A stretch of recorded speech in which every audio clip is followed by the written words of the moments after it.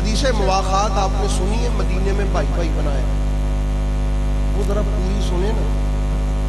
آپ نے تھوڑی سی سنی ہے۔ جو روایت میں آپ کو سنانے جا رہا ہوں نا، وہ بڑی مزے کی روایت ہے، سبحان اللہ۔ یہ بھی تذکرۃ الخواص میں علامہ سبط ابن جوزی لے کے آئے اس روایت کو، یہ ریکارڈنگ ہو رہی ہے تذکرۃ الخواص میں علامہ سبط ابن جوزی،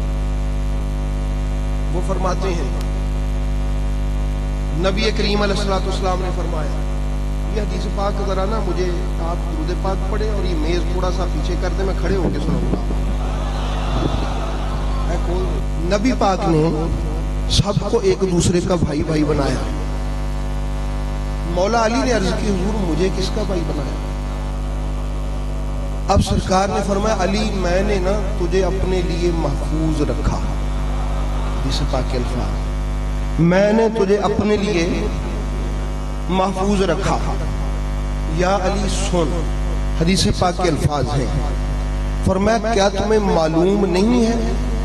کہ قیامت والے دن جسے سب سے پہلے بلایا جائے گا وہ میں ہوں؟ نبی پاک نے فرمایا یعنی وہ میں محمد ہوں جسے سب سے پہلے بلایا جائے گا، پھر مجھے عرش کی دائیں جانب اس کے سائے کے نیچے کھڑا کر کے جنت کا سبز لباس پہنایا جائے گا،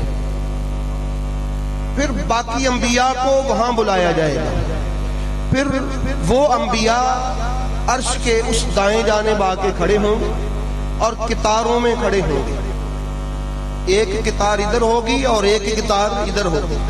پھر ان کو سبز رنگ کا جنتی لباس پہنایا جائے گا، وہ وہاں پر کھڑے ہو جائیں گے، اور پھر میرے نبی نے فرمایا میری امت کو سب سے پہلے حساب کے لیے بلایا جائے گا، میری امت کو حساب کے لیے سب سے پہلے بلایا جائے گا،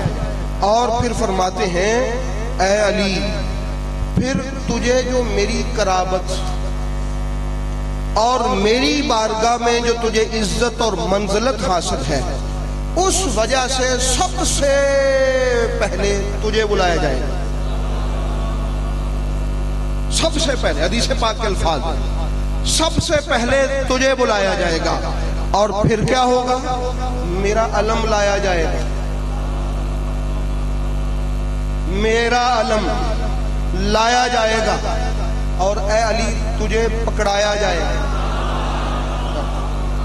میرا علم لایا جائے گا اور تجھے